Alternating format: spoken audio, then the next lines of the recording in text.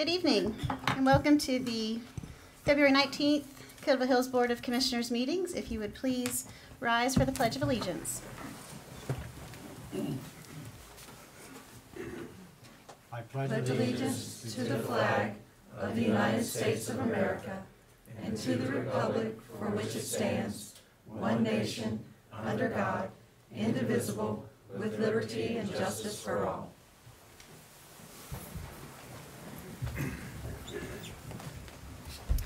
And if you would please join us for a moment of silence before we start the meeting.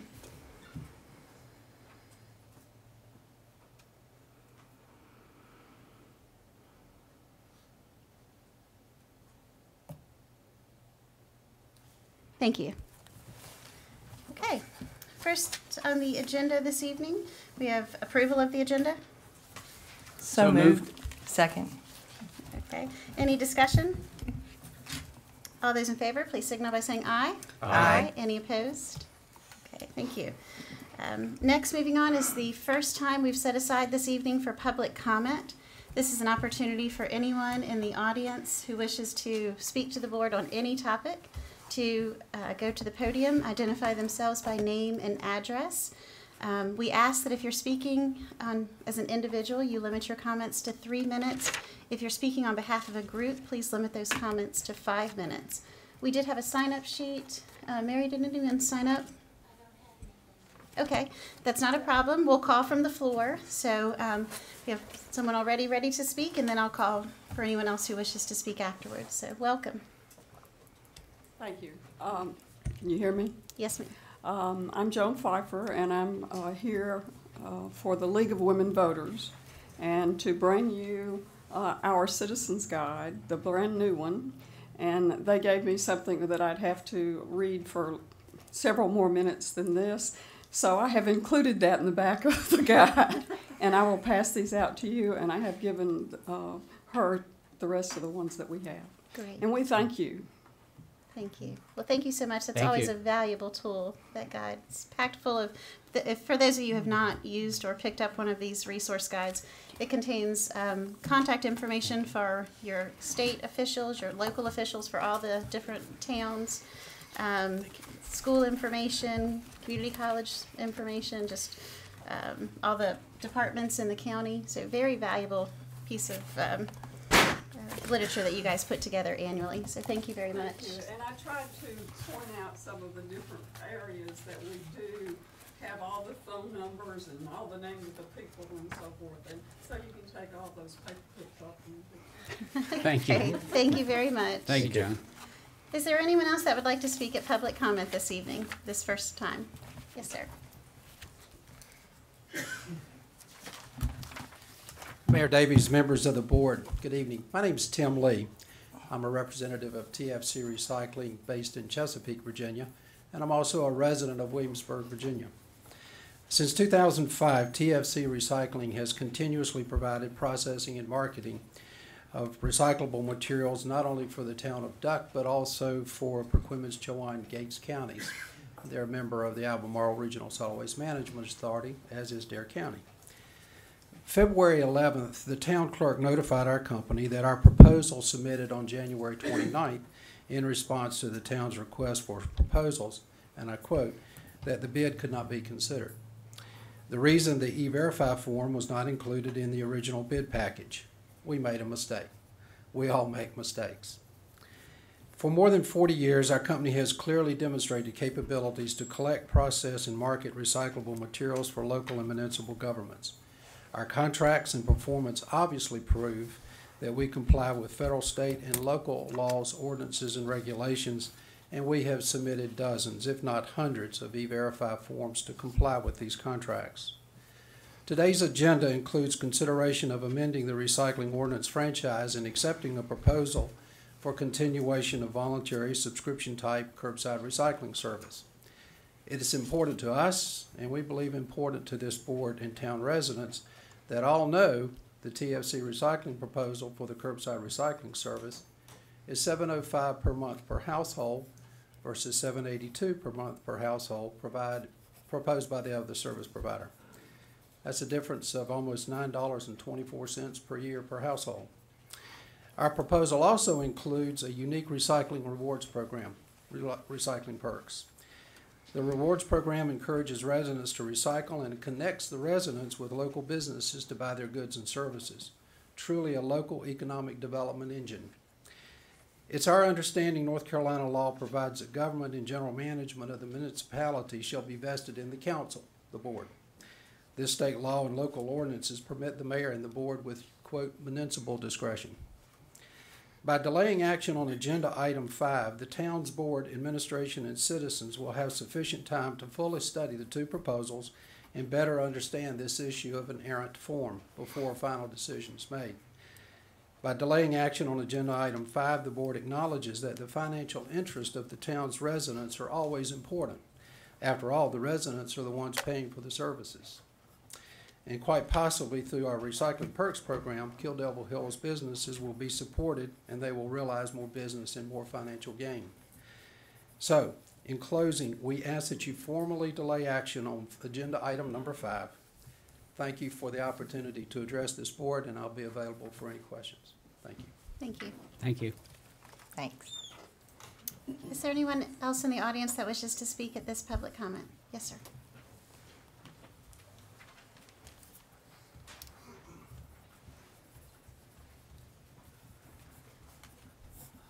James Almany, 113 Porthole Court. I actually have two quick items. The first one is in relation to the recycling. I remember at a meeting sometime last year, I believe the students at the high school did a study, and it showed that for the amount of recyclables that were collected, that the town could possibly save money by offering the service to everyone instead of the citizens, I believe, paying for it. And they could save money on the deal because it would, you know, the amount would be much less that the trash trucks would collect. That's the first thing, and I was wondering where we are in that particular item. The second thing is in regards to the 44-acre or the bomb tract that I believe you are going to consider tonight. I hope that again at another meeting we had a citizen that was willing to step up and pay for a disc golf in remembrance of their son who had passed away. I'm hoping that for some reason the board decides not to fund the complete study, that they will see fit to maybe pull that part out for two reasons. One, because it gives the kids something to do in the town that we're always looking for. And the other thing is to maybe help this family who wants their son remembered. Thanks. Thank you. Thanks, Chip. Thanks. Anyone else who wishes to speak at this public comment time? Welcome.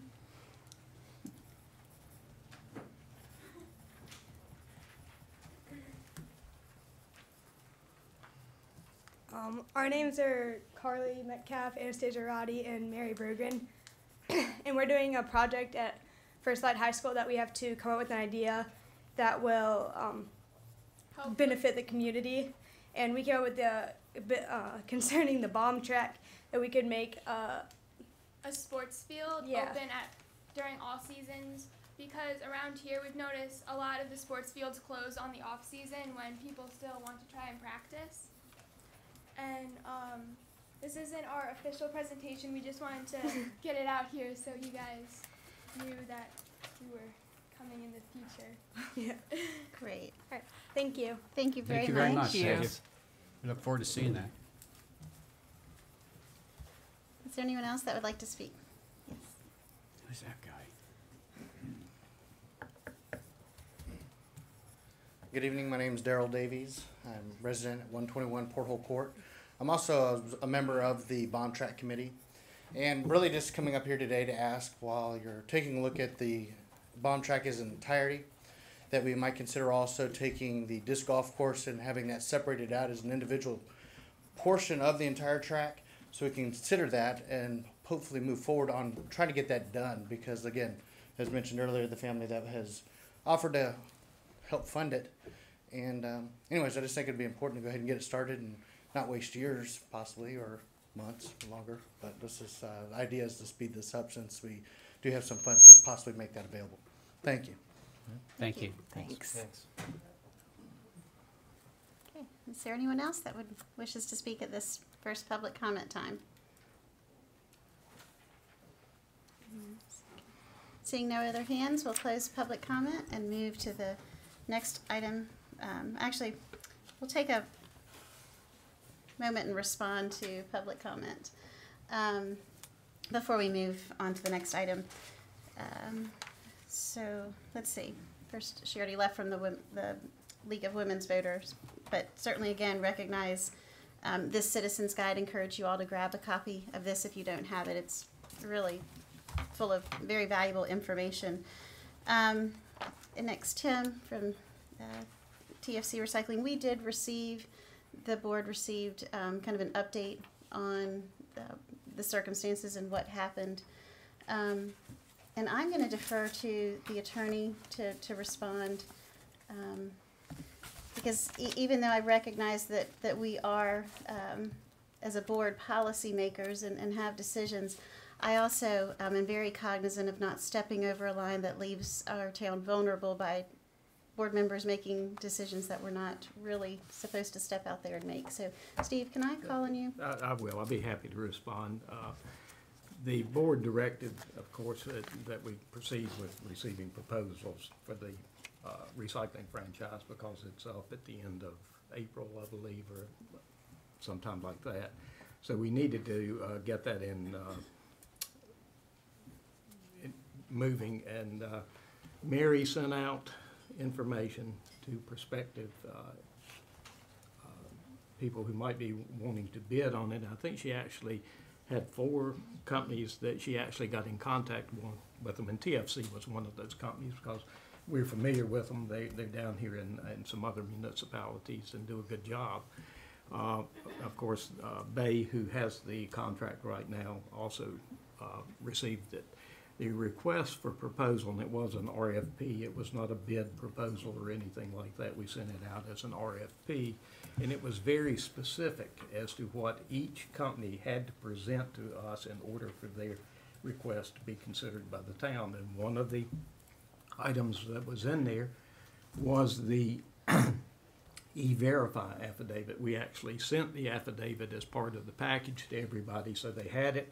They knew what to do with it, and as you may recall, back in September of last year, the legislature passed a law that said no city can enter a contract without the E-Verify verification from the person you're going to contract with. It is a requirement. Any contract we would enter without an E-Verify would be void. We couldn't do it, so we get those up front now. It was part of the package. It was very specific that had to be part of the package, and unfortunately we allowed people to email the packages in. We allowed them to send them in as long as it was postmarked before the due date. And when we got the 2 packages, the email package did not have the E-Verify affidavit in it. The original mailed package did not have the E-Verify affidavit in it from TFC. Had it been in either one, we would have accepted their bid, but it was omitted from both of them. They did submit it later, but that was after the deadline had passed. And so we were placed in the situation that we did have one bidder who submitted a complete, or an RFP that was complete with everything. TFC did not include the E-Verify, and it is unfortunate, but we had set that deadline. The deadline had passed. We could not accept their proposal at that point in time, and that is my recommendation to the council, because you do have a qualified proposal. It is an RFP. It's not a bid. An RFP means the town considers things other than price.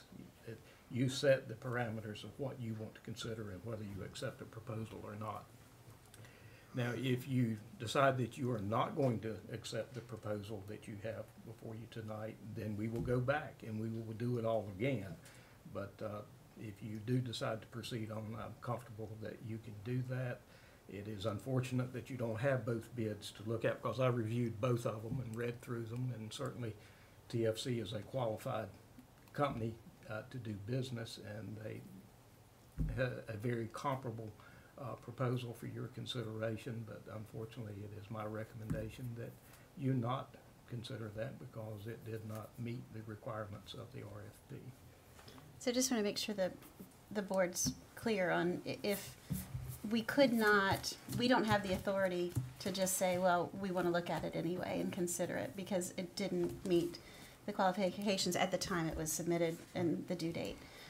So the only way to change that, which is what Tim was suggesting, is to, when we get to item 5, to delay that. So I just wanted to make sure that we're all clear on the same page. Though the recommendation from the attorney and the town staff are, we've got a qualified bid at a competitive rate, so we can discuss that. If you have questions now, fine, but we would get into that as well at item number 5. Is everyone clear there? Do you have any questions for Steve? No. Now, wait and address it Yeah. at item number 5. Okay, is that okay with everyone? Yeah, that's fine. Okay.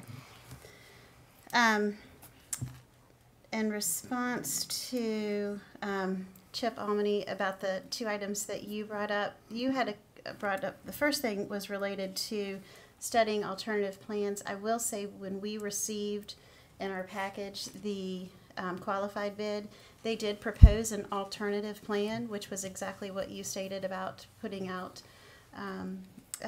making this a town-wide service. And we will also discuss that at item number 5. There's a recommendation to look at that during the budget time. So, and then if you don't mind, for both you and Daryl, the items you brought up, we'll discuss when we get to that agenda item versus having that conversation now. And the students, ladies, thank you so much for being here. We're excited that you're gonna, that you've chosen a project in our town to do your civics study on. So we look forward to your presentation when you're ready. You'll just contact Mary to let her know, and we can put you on, as an agenda item in the future. Okay, thank you. Great, thanks.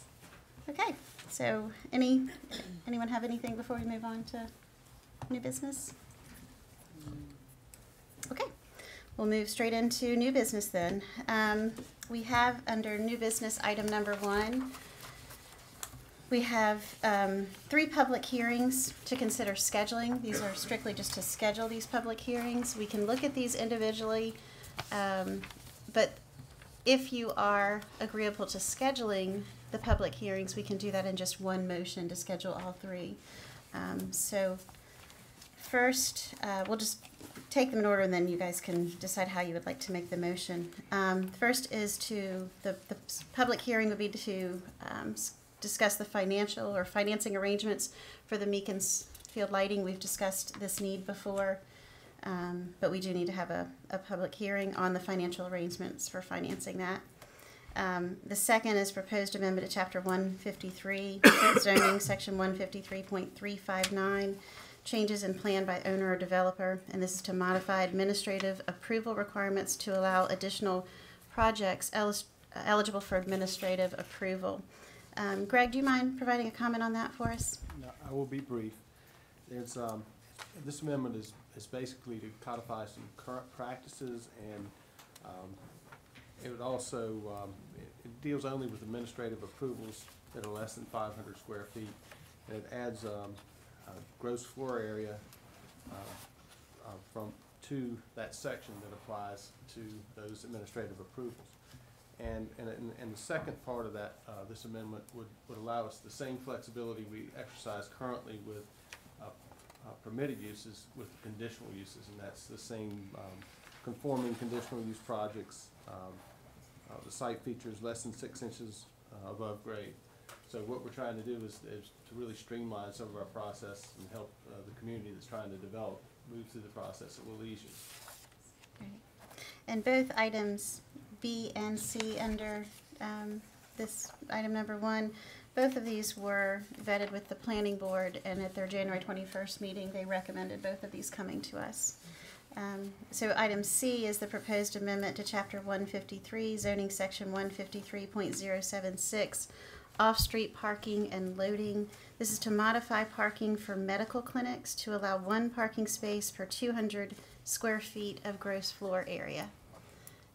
And again, this was recommended to come to us from the planning board. So Greg, do you mind doing an introduction there as well? This one is taking the existing regulations that state that medical offices that have a gross floor area of between less than 3,000 square feet are parked at 1 to 200 one parking space for every 200 square feet of gross floor area. And we're gonna raise that to 4,000 square feet. And based on what we're seeing in neighboring municipalities and throughout the industry, it seems to be fair, and it's a request from an individual that has a business in our municipality. Okay. And yes, it was approved by the planning board, recommended for approval on the 21st. Great. And we do have, Dr. the applicant, Legaze. Dr. Legaze. Dr. Yeah. Legaze in the audience. If you have any questions for him. Okay. So I'll turn this over for discussion for the board, or a motion if that's in order, or if you have questions. Mayor, may I add just a little bit of information on item A that we did receive, speaking to the financing arrangements for the Meekensfield. We did get those rates in, and the staff is recommending the bank SunTrust, which offered us the lowest rate, 1.125 for the 4-year and 2.120% for the 10-year. The 10-year, if you recall, would be on the fire truck. The only part of this that has to have LGC approval, and the reason for the public hearing is simply the lights at Meekensfield, which is the $251,700. So our recommendation would be to accept the proposal from SunTrust for the overall financing, which will be what we will send to the LGC after the public hearing. Thank you. Now, when we take, if the public hearing is scheduled on that, and that is all that we're discussing at the public hearing, though, when is the fire truck? When would we be managing that transaction at the same time, even though it doesn't have to go through this process, but we would still go ahead and enter into that financing arrangement at the same time? Yes, ma'am. Right. It's a financing package. Right. It's just that the fire truck is a standout because it's a 10-year financing versus the 4. But it's only the Meekensfield that has to have the improvements to the property that has to have LGC approval. Great. Okay. Okay. Debbie, what's the figure on the fire truck right now? Do you have that there? The figure that we would be financing is $1,048,174.89. Okay, thank you. And that's for the ladder truck, Ladder truck. in case anyone's Yes. curious. Yes. Okay, questions? Comments? Motion? I move we move forward these 3 items to public hearing on Monday, March 10th at 5:30 p.m. I'll second that. Any further discussion? All those in favor, please signal by saying aye. Aye. Any opposed? Okay, great. Thank you. So all 3 of these items will be on our next agenda. Yes, ma'am. Okay, thank you. Next under new business is item number 2, recommended amendments to the town code. The first one is A, Chapter 71. This would be traffic regulations, Chapter 73, motorcycles and bicycles, to update the town code regulations on bicycles and mopeds. We have a handout at our desk that was updated from our packet. And Greg, would you like to do an introduction for us, please? Absolutely. I'll give all the credit to Dana Harris with the Deputy Chief of the Kilo Hills Police Department, because he has been instrumental in trying to make it safer for our bicycle and pedestrian users. And what this does is essentially is it adds some of the more current terminology to our code, and it includes mopeds, and it also adds walkways and multi-use trails to the verbiage. The main change is that our current code doesn't allow bicycles to ride on the sidewalk, and that could be interpreted as it doesn't allow them to ride on a multi-use trail, and it creates a little bit of an enforcement problem for the police department. So the language that you see at 73.05 clarifies that it's okay to ride a bicycle on a multi-use path or a sidewalk, but you have to use circumspection and due caution not to hurt these people that are walking while you're riding a bicycle, and you can endanger them and meet all the other statutes. So that's the purpose of this First Amendment. Great. Make it safe for our citizens on our multi-use and our sidewalks. Thank you. Okay. I think there might be some discussion on this one, so let's open the floor for questions from board members or discussion. Want to go first? I'll start. I gotta admit, I was a little surprised that part of this was actually already on the books. If you look at Chapter 71 under traffic regulations, 7302, 7303, and 7404, it's a little surprising to me that we actually have to regulate that in any way, shape, or form. So, and for those in the audience who may not be following this, just to elaborate, well, we'll put it up here, but 7302 that he's referencing is attaching your bicycle, moped, or motorcycle to another moving vehicle, but that's not allowed in our town. I think is what Travis was citing. And the other one was that we prohibit riding without your hands on the handlebars. And I think when this first went out to the board, I think some of the discussion was, why are we creating such tight legislation? But I thought it was important to make sure everyone was aware. The only changes that are new to this is what Greg just referenced in section 73.05, which was the section on that it is okay, that we're trying to make it okay to ride your bicycle on the sidewalk as long as you're using, caution and being very aware of the circumstances. Well, that and it actually adds moped to the three sections that I mentioned. Right. Right. So. With what you were commenting on, Travis, do you have any recommendations? My recommendation for, quite honestly, all three of these, well, actually all four of these, would be to really be specific. The first three, attaching a moving vehicle, carrying passengers, and riding without your hands on the handlebars. My recommendation would be to make that if you're on a motorized vehicle.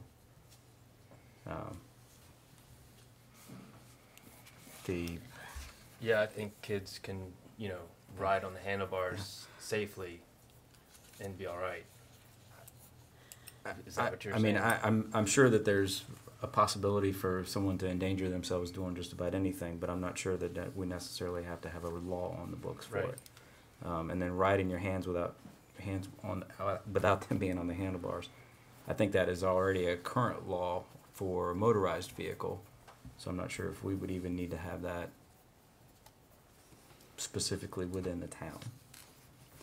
What you're saying is we can't legislate common sense, right? Right. In a roundabout way, yes, sir. Assistant Chief, do you mind coming up to the podium and I'm not sure if you're going to have any history on this or if anyone else is, or if you have recommendations back to us based on this discussion. Well, these laws are already on the books. We've already had these laws. The other thing I was putting in was to try to put a definition of a moped, because by state law, moped is not considered a motor vehicle. So it had to be regulated differently than an actual motor vehicle. When you said a motor vehicle could not be on the sidewalk, well, a moped is not considered a motor vehicle by state law, so then they could still ride it on the sidewalks. And that's basically what those laws were. They were already on the book. They just haven't little added to them, like the one for moped, and changing the definition. Like sidewalk, someone would have multi-use path on it. What do you think about the parts of this that aren't being changed that have already been on there regarding the handlebars and holding onto a vehicle and stuff? Do you have an opinion on that, or? Yes, sir, because accidents do happen. People do get hurt by riding on the handlebars.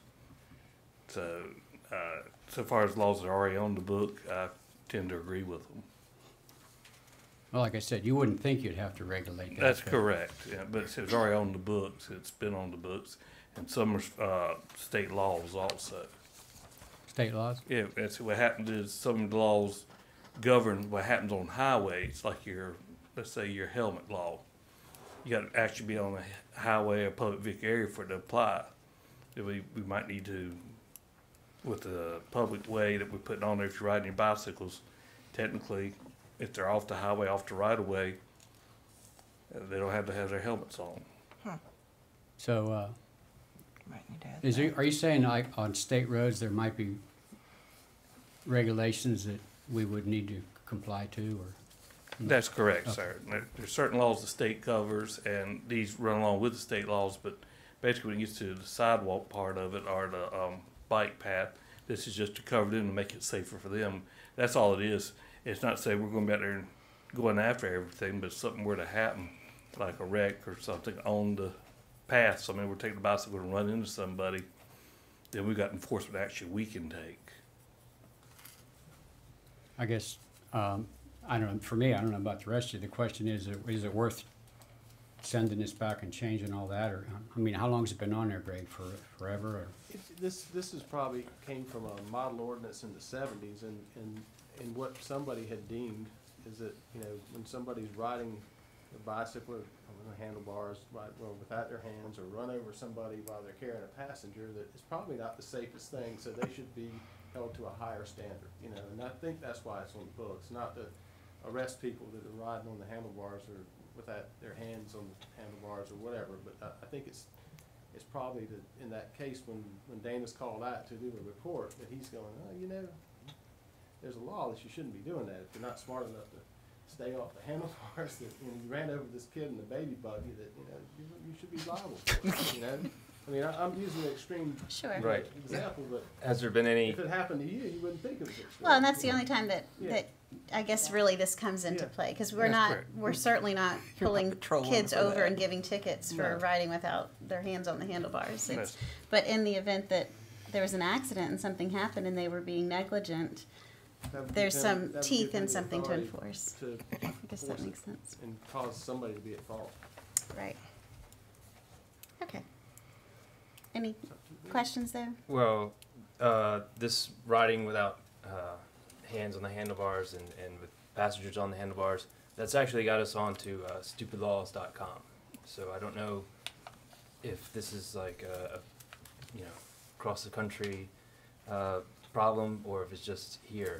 But you know, I don't think there's this should be a law. I think they should be allowed to ride on the handlebars if they choose. And if they create an accident, I mean, they're going to be responsible for the accident anyway, right? Not if it's not a violation. There's nothing to charge them with. And I'm curious whether or not we've a number of times at the local level adopted legislation or passed ordinances to be consistent with state laws. That's correct. And I have not done the homework to see if this is consistent with the state laws. I don't know if there's state laws out there right now that say I would imagine there probably are, that you can't ride on the bypass with your hands off. That's correct. Like on motorcycles, and to that wit, it is against state But law. I don't know if it says bicycles or not. You know, I doubt this is the first time legislation's landed on whatever that site is that you that you said either. We might be on coveryourbutt.com too. So. I don't know, but well, I guess probably the way to handle this would be to a motion be in order, and that motion could either be to consider and approve this as requested, or it could be a motion to approve with changes, or it could be a motion to send it back for reworking. I mean, it's, and then we see what happens with the motion, and it can elicit further discussion. So whatever you all would like to suggest. Just a qualifying question. It specifically says on the street, but I would assume that it would also apply to sidewalks, multi-purpose paths. But, I mean, we obviously have a skate park where folks are riding, doing tricks and things like that. So, I mean, this doesn't apply to a park or anything like that. Just if you go to 7305, more or less addresses it when it's on the sidewalks. You know, if it's in a manner likely to endanger others. Okay.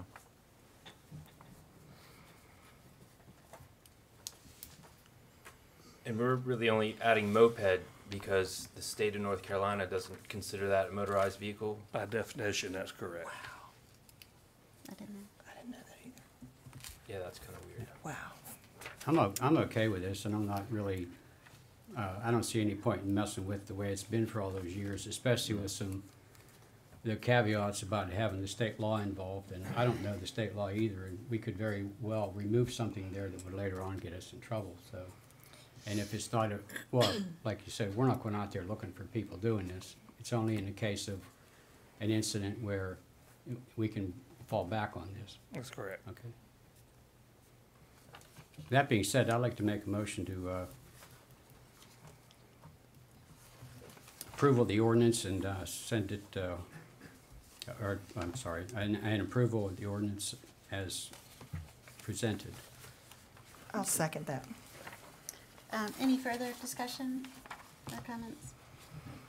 I do think it's sad in today's society that we do have to regulate and do things like this, and it's not just here in Kettleville Hills, but unfortunately, not everyone is a diligent parent or a responsible person. So, What's you the know, saying? Common sense isn't so common. yes. Well, and I will make note that really what we've done is exactly what we talked about. We've put it so that we can put teeth in something that if somebody is negligent, we can write a ticket for something that they've done wrong. We're really not regulating what they can and can't do, because we could go one step further and say that they have to have helmets, and that's getting to the point where you're really telling them what they have to do. That's getting into the we're going to write you a ticket for nothing ordinance. That's common sense in my opinion. If something happens, you're on your own with that, but because that's your own responsibility. But with this, I think common sense dictates that you're really only going to receive a ticket if you've hurt someone else or you're responsible for something else that's happened. I don't see y'all going around on the bike path doing this. Any other comments or discussion? Yeah, for motorized vehicles, what about segways and bicycles that have attached motors to them? I mean, those are also things you need to consider as well, I think. Well, you had to go by the definition of state law, what a Segway is. And one of those motor scooters like you stand on, as long as it's definition of mopeds, 50 cc or less motor, and other statutes, it meets that, then it falls under the moped definition, and it's the same thing. But you are aware that the bicycles, they are putting engines on bicycles. Right, electric bicycles, and they have a definition for that also. So. Okay. So we'll have to amend that again if hundreds of people get those. Okay. Any other comments, questions? Okay. All in favor of the motion, please signal by saying aye. Aye. Aye. Any opposed? Okay. Thank you, Dana. Thanks, Dan. Thanks, Dan. Okay, moving on to item 2B. This is a recommended amendment to Chapter 93 of the Town Code. This is the Section 93.01 nuisances, certain conditions, declared nuisances. Greg, one more time, please. Yes, ma'am. Based on some comments and some concerns that come from staff and the board, we are recommending this ordinance amendment to add 4 sections, H through K, to our conditions that would be declared nuisances. And they basically have to do with buildings and the security of buildings and some of our older structures that people don't care about, and maybe they have almost looked like they're abandoned. And it adds that your windows and window openings have to be shuttered or intact. It talks about security and adding that your building needs to be adequately secured so you can't just walk in and prevent the occupancy of vagrants. We've had some issues with that in the past. Then it adds some building code compliance issues with stairs, landings, handrails, and decks that are not in compliance with the building code. So if you've got a deck that's falling in and unsafe, or some steps that are falling in that could be an attractive nuisance, that's added. And then some exterior components. If your trim and your gutters are hanging off the building and could blow off during a storm or fall off when somebody walked by the house, that's also a declarable nuisance. So that's what we are proposing to add to the A through G. If you want me to go through those, I will, but those are existing on the books. And these are the 4 that we propose to add based on the comments we've heard. Great. Thank you. Just a little bit of history on this. We had a couple of people within the past 6 months come and speak at public comment about concerns of adjacent or neighboring properties that were, either in certain conditions that they thought were a nuisance or so on and so forth. And that prompted some discussion on this and looking into it. There's several that have followed up with letters, and this actually has gone to the Community Appearance Board as well, a little bit on how tough we can make our nuisance ordinance, trying to make that tougher, but yet if you try to go too much further with that, you're actually getting into minimum housing standards. And that's really your planned, for lack of a better term, gated communities that are really highly regulated. And it was determined even at the Community Appearance Committee that is not the direction that KDH would want to go into. So I appreciate the work that staff has done to put these together. I think personally, items H, I, J, and K, I think you guys did a really good job trying to strengthen our existing nuisance ordinance within the parameters that we can work with. And I know, thinking of one property in particular, while it's not going to probably satisfy ultimately what the neighbors wanted, they just want that property probably torn down and gone, but it will give a little bit more, it will give us where we can respond now, because there have been windows that are open or so on and so forth that aren't closed and protected. So personally, I think this goes, it's a good step in the direction that we need to go to make it tighter, knowing that we really do have restrictions placed, or we're confined where we can't go but so far, because you're beyond what is allowable under a nuisance ordinance. So it's my history and comment on that. I open the floor for any other comments or discussion. Any questions on what staff's put together, or the intention behind this? I again, looking at this, I can tell you I think it's very well thought out, and I sit on a couple of different committees, and I think we had this conversation before, that I think it'll be very well received with these committees that I sit on. At any rate, it's some of this is a lot of this is a safety hazard, and it's one of those things that it's a fine line between regulation and safety and what you're telling people. But I think you've done a good job with what you've done here. I think it's good too. I don't have a problem with it at all. Are you opening to the entire floor here? No, the next time will be, there's another time set aside for public comment a little bit later on the agenda. A question on, I know we have some properties in the town that are questionable. How would something like this be enforced? Yep.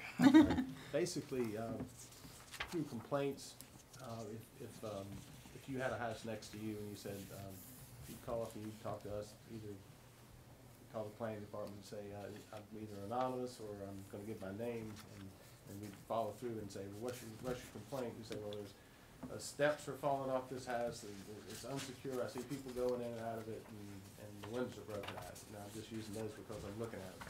And we go and we verify that it was, and then we send the notice of violation to the owner, and hopefully that owner would be easy to find. Sometimes they're not, and then if they didn't fix it, we'd send them a civil citation. Okay. And then if they continued not to fix it, then they would end up with Mr. Michael's letter and possibly a suit. And Lord knows we don't want to go there. It's just, that's not the idea is to have something that you can hopefully convince people they need to go ahead and fix their property so they're safe for the neighborhood. Okay. And for a little bit more delving into, to give you background, I'm going to either Greg or Steve need to call on you. We have in the past, not so distant past, had to go down a path when it was deemed that a property was of a significant safety risk. Will you describe, I know that's a long history there, but kind of what that process was, and ultimately, there's certain things that the town can do and the town can't do, and none of it's a quick process, whether we're within our parameters to do something or not. And Madam Mayor, I assume you're talking about the condemnation process. Yes. When you have a structure that's really unfit and unsafe for human habitation. And that can be handled through the North Carolina Building Code. So our building inspector goes out and they do an analysis, and they look around, they take pictures, and they say, well, you know, there's the walls are caving in, or the foundation's failing, or the roof's failing, or whatever the situation is. They are notified that their building is condemned. They're not supposed to be there. Very rarely do you find a person living in a situation like this. Most of the time, it's a building there's nobody in, it's unoccupied. But we have had one, and then they're told they need to fix it or demolish it, and they're given a amount of time to do that. There's a hearing. You follow due process. You give them notice. You have a hearing. You get to hear any of their ideas, or they might say that no, the building's fine, and then you have to convince them that it isn't, or you have a notice of the hearing saying that, well, you might think it's fine, but there's A, B, C, and D that aren't, and then they're given that, and they've got a certain amount of time to correct it, and then hopefully they'll correct it. And I haven't been through it to where we've had to involve ourselves with a judge telling us it's okay to do it, and then us following through to do it. But to actually demolish the building. And the last case, as far as I've gotten, is the owner chose to take care of it. But it could come to the part where they get a court order, and they're in defiance of the court order, and then the town goes out and hires a contractor to tear the building down, and that can take years. I mean, it's not something that you have a really good idea that plenty of opportunity to correct the situation as a homeowner or as a property owner. It's not overnight. 2 years would probably be quick. And it that's took us a lot longer than that, didn't it, Steve? Yeah, I remember that meeting from last year, and I think at that point it was the town had a certain price for demolition, and we had an alternate solution. So close to having to make that decision. Right. So, and in that case, when we're talking about condemnation, I mean, it's very clear, because I say it's clear. I mean, the process takes forever, but the house is deemed to be condemned based on building inspector and their specific criteria. Unfortunately, when it gets to, if it's not in that state and it's in something that's related to a nuisance ordinance, you know, we've tried to make this as tough as we have parameters to go, knowing though that some of this is in the eye of the beholder. So we've tried to do. The staff has tried to put together where it's not going to be subjective. We're trying to make it as objective as possible, where either a window's open, it's secure and it's protected, it's glazed or it's shuttered, or it's not.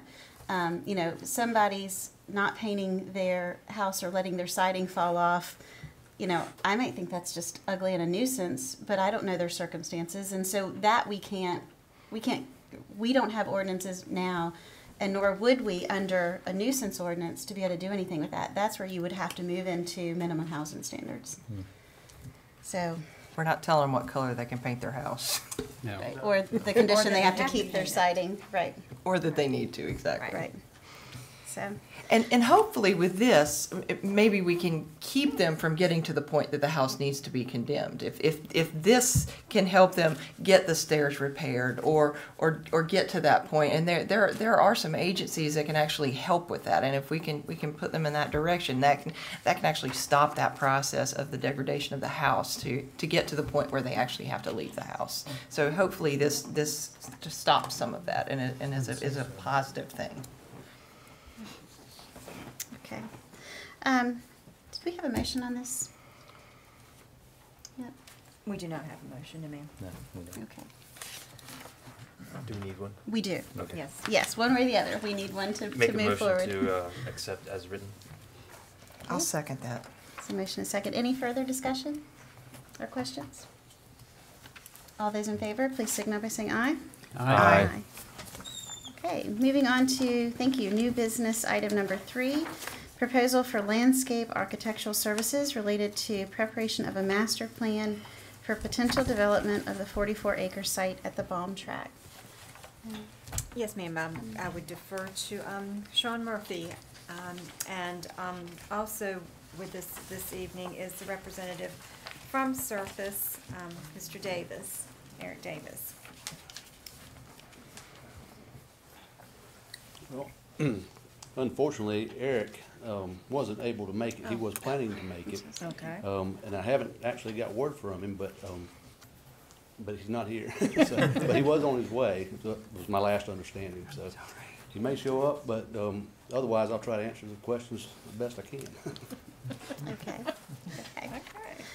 So in your packet, we received, and it's on the website in here, the proposal from Surface for basically the proposal is to create a master plan based on the information that we had submitted in the RFI or RFQ.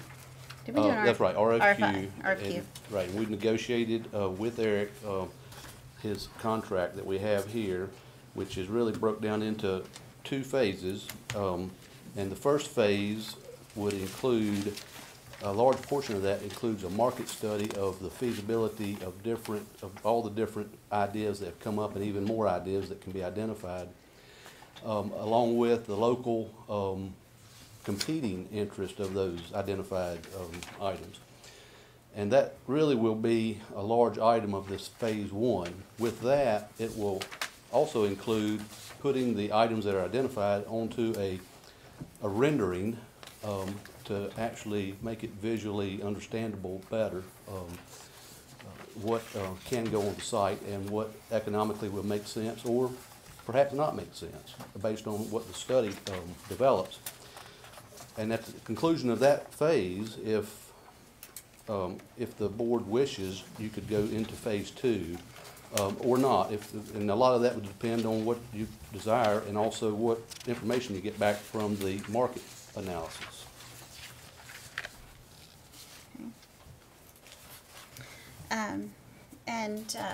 Just for just a little bit of elaboration, if you look, I guess it's pages 2 and 3 of the proposal, under the project 1 or the initial scope, the phase 1, they've really spelled out here what they're looking to do with the market analysis and assessment. And one of the things that came up not only at the Bomb Track Committee, but something that's come up on this board before, is the value that a plan would have. It would have a much greater value to us as a town and to our citizens if it's not just an architectural rendering of what this potential site would look like. We've received recommendations from the Bomb Track Site Committee, but what's most valuable is what's going to be the return on investment. And that's where I think the work that they're proposing to do with the market assessment is really going to be valuable, and how we can use this land, how can we program it if that's what we need to do. So maybe it's helping us generate revenue, but also looking at, as Sean indicated, what competition is out there. We don't want to duplicate services. So anyway, I was very pleased to see the scope that's contained in here, because that's most important to me, not just seeing an architectural rendering of what fields would look like and a disc golf course and some of these other things, the dog park or whatever, but how does that work in the long term with our return on investment? So I think that's an important scope. Exactly. Okay. And you can see also in there, and if anyone didn't get a copy of this, it's in the audience, it's on our website, but it also goes through the process. Different stakeholder meetings that they're looking at conducting. They would also want to bring back the Bomb Track Site Study Group to discuss some of their findings or get additional information from them. So I think it was a comprehensive plan. So what staff has recommended to us is to consider adopting this proposal and funding it from funding this proposal out of general fund, our general fund balance. If we funded the full proposal, that's $56,440. That includes both phase 1 at $44,495 and then $4,345 for phase 2. I did have a conversation today with our finance director, with Beverly, because I was curious about why would we not want to consider, instead of using fund balance, because I know, it's nice to not have to touch the fund balance unless we really need to consider funding this with recreation fund. We have a recreation fund that has a little over $80,000 that's in that. So we need to look at the parameters, and I asked them to look into whether or not we could do that, because I don't know. But if we could, being that this is likely going to end up setting us up for a long-term project for the town. I mean, these items aren't going to be funded overnight, and is this something that we could do? So can I see if we have an answer, if that's even allowable for us to use recreation funds? The recreation funds would be allowed if this was a part of the recreation facility plan, which at this point I do not think it is. It certainly can be added, and would recommend that that would be something that the board would direct staff to do. What I would suggest maybe is that you do fund the $56,440 for Phase 1 and Phase 1A, and then if you do move forward with Phase 2, then you would have what you've got in your recreation facility reserve to help finance the Phase 2 part of this. If you look on the last page of their proposal, the design fees, see the Phase 1 is the $44,095. Phase 1A is in the $4,345, and then this proposal also includes the reimbursable expenses of $8,000. So then you still have Phase 2, which is the for $101,765, which is not included in this. Right. So, right, and I think I may have said Phase 1 and Phase 2, but it was Phase 1 and Phase 1A. Yes, ma'am. And is the what's proposed, and the right. reimbursable expenses, which the majority of that comes in Phase 1. And then with that being said, charge staff with updating the recreation plan to include the bomb track, and then that brings this in the loop to be able to use those reserve funds at a future time. Okay. Let's open the, thank you. Open the floor for discussion on the proposal or questions Sean may be able to assist us with. And then also keep in mind too, we had two speakers at public comment that were also, we said we would weave into the discussion here about their request for consideration for the disc golf course, either as part of this or separate. So if we did do the disc golf course first, how's that going to affect the rest of the construction? That's a good question.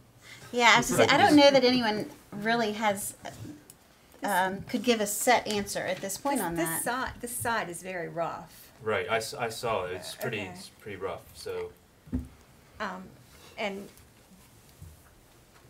we've looked at if you do a quick disc golf, where do you access it? We had looked at possibly getting permission through the Bermuda Bay area to use some of their property to access this area, using some of their property for parking.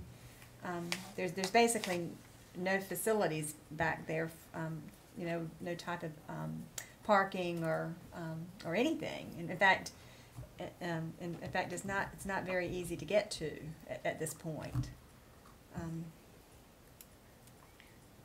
How much space does this course require? I mean, is this something that we could use, like do over at the baseball field by the fire station? No, I think until it's mapped out, we don't know exactly what the disc golf course would cost, by itself.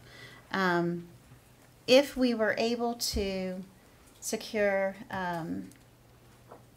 some type of partnership so we could have access through Bermuda Bay and parking, that would then help us get to a part of the bomb track that would then be accessible, and but that's an if. But I think we've had a preliminary discussion that at least the door was left open to have a follow-up if we wanted to have a follow-up discussion on that.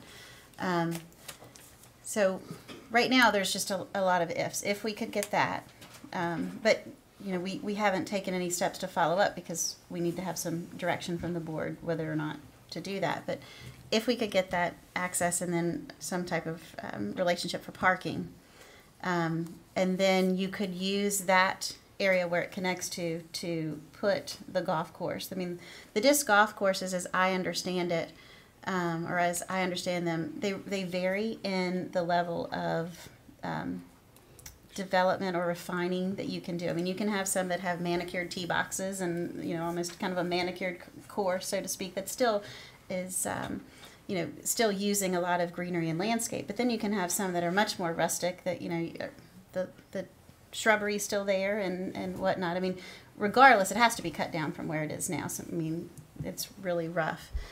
But if that was, you know, considering we do have a donation that Chip had referenced, a possible donation to recognize a family member, kind of in memory of a family member, if that amount was able to fund that portion of it, and if all that came together, and then you later did the plan, moving probably into part of your question, I could see one or two things happening. Either that stays there when the plan all comes together and it then becomes cohesive and you could have multiple ways to access the disc golf course, hopefully a better way, and then you wouldn't have to be going through Bermuda Bay.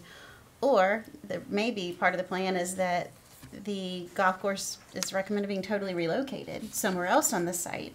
And, you know, I think the worst case scenario is whatever investment that we have made at that point in trimming and cutting and whatnot it would need to be relocated, and that would have to happen again. But the equipment that you've purchased, that can just be moved. Right. I mean, so it's not a significant, because I don't envision doing the manicured greens and the, you know, Right. the plush path and really the walkway with what we're looking at in the Outer Banks right now. What I've heard that they're looking at with the type of disc golf course we're looking at. But there's still a lot of ifs. Right. So, but there again, I think if we want to try to start making some movement on that, then that's what we need to direct to start looking into. What does the course look like? Then what would it take? Can we develop a partnership to get access through Bermuda Bay and get permission for parking? You know, we can start following up on that if that's the direction the board wants to move in. We need a consensus or a motion, Debbie? If we want to investigate the disc golf course on there as the property is now. Well, I think the staff needs additional direction. I mean, I still don't know what type of disc golf course you want us to consider.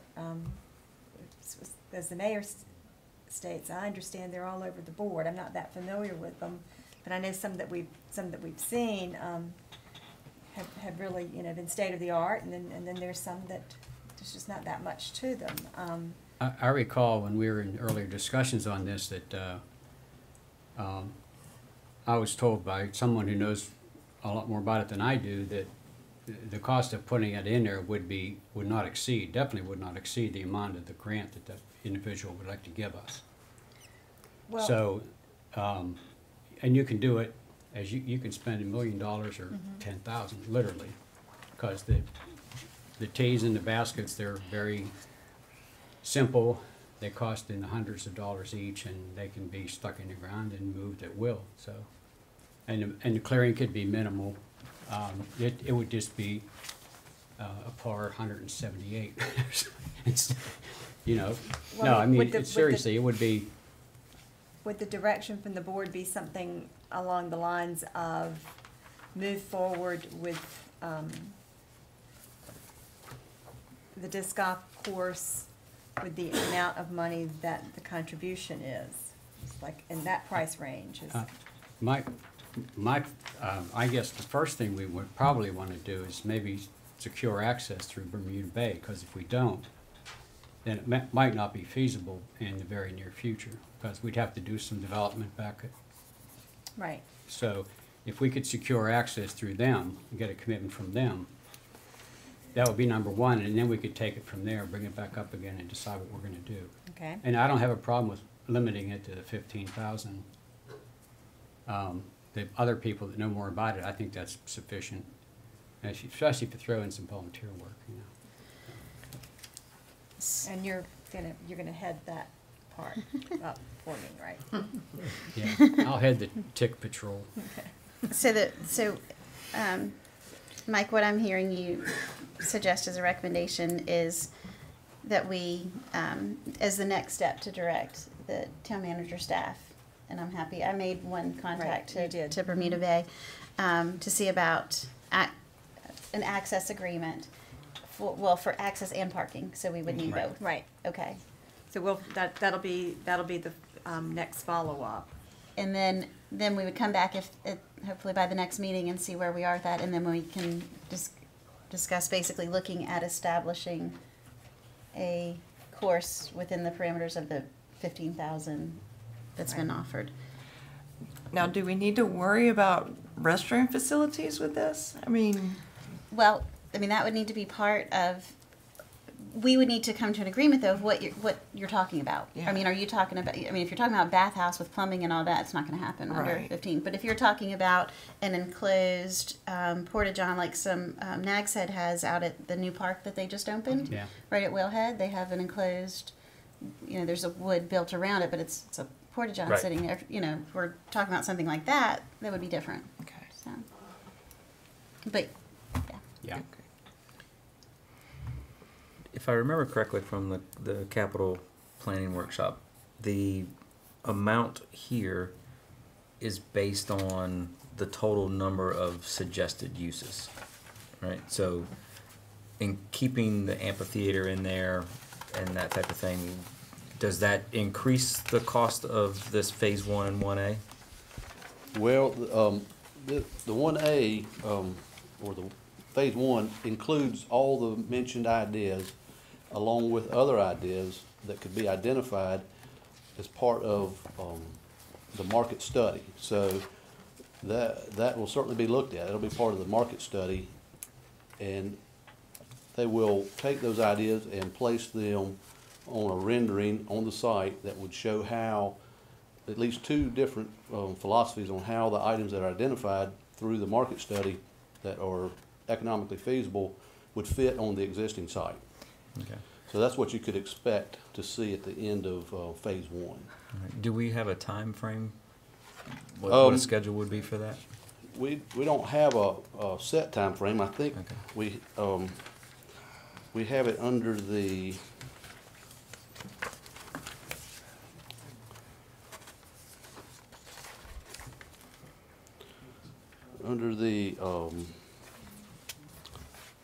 can't tell the page numbers. Under task 3 and through task 4 identified the sessions and what will be happening. But an actual calendar isn't in here. Okay. But I think phase 1 will develop fairly quickly, probably over several months to 6 months. If we tend to move forward with the disc golf proposal now, do we have an idea of? I mean, obviously, we're going to need to make it where it's adjacent to Bombay for access if that works out.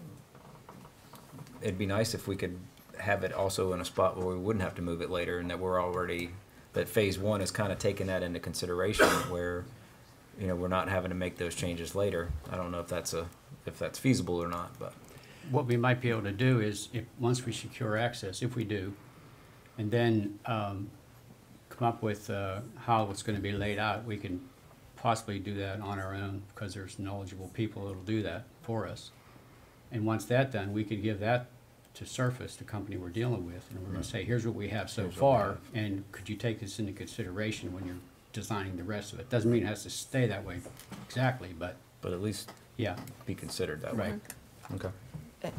And Sean, I know we gave them a whole lot of ideas about what we're looking at. Are they going to consider other things as well? Because I'm not really confident that the things we threw at them are going to provide sufficient return on investment. They will consider, along with the folks who will be doing the actual market analysis, they'll look at the types of things that would be of an interest for our location. Okay. And so everything will be considered that would fit on that site and would make economic sense. Okay. Yeah, my concern, again, not to be negative Nancy, but, we're at a really sensitive financial time here for folks. And when you look at a project that has this high a price tag on it, I just hesitate to move forward with something that's not essential, but that's just me. Question on how would we measure a return on investment with a dog park or a disc course? That's It why has we to hire produce income. consultants. It's got to be income producing. It's got to give you enough as much income as it costs. Well, I don't think it was ever, that wasn't ever the concept from the beginning. We're talking about a park. And our park, Aviation Park, doesn't pay for itself, and none of the Right. parks we have pay for itself. That's my question. We can have facilities there that will help pay for the park. Right. Because I An certainly hate to amphitheater. see the two items that I might use not make So- it because they're not hitting the return Right. on Well, I think they're going to investment. look at the overall That's, site. it has to be the overall, exactly. They're not all going to have Right, they're not ROI, going to have income potential. And, so. and really that gets to, I absolutely understand what you're saying, without a doubt. And that's where I'm torn between, supporting something like this where it would give our town a vision and a direction, even though it may take 10 to 20 years to ever get these things. But it's like, where do you start and when do you start? Exactly. There's always going to be a time where I can't imagine ever sitting here going, "Oh, money's not tight. Let's just spend." Exactly. I don't envision No, that. that's not going to happen. But I also know that time ticks away, and if where Don't do do you, something. right? Where do you start? And there's I can think back listening to meetings a number of times where had something been done 10 or 15 years ago. I mean, I think of the We'd be power there. poles. Had we had a plan not been adopted then, and money was tight then, but had it not been adopted then, to start putting funds aside with power bills and whatnot to start undergrounding, putting the lines underground, we would, had you started 20 years ago, the lines would be underground. And that would have totally transformed the look in Kettleville Hills. So I absolutely get where you're coming from, but I also feel, where's the vision and what's the plan moving forward? So. And I neglected to say, I know we all got some emails about the disc golf, and we got some comments as well. I got an email that was sent to me because she didn't have everyone's email, and it's from Mandy Ernest, who is a citizen on Burns Drive, and she is also greatly in support of the disc golf and the support for the development of the bomb track. So I wanted to mention that. I'll send that email to everyone, but I got it later this afternoon, so I just wanted to mention that as well before we got too Thank far. you for doing that, because I did bring the two emails. I believe we all received these emails. One was from Sandy Cross at 108 Raleigh Avenue, in support of the disc golf and also talking about the plan, and then Holly White, a very similar email, Holly White from 806 6th Avenue. Yep. So, one of the things that I also asked, and we can certainly continue the discussion, for Beverly to prepare for us, and she did, and it's in front, it was at your seat, was looking at our running fund balance total.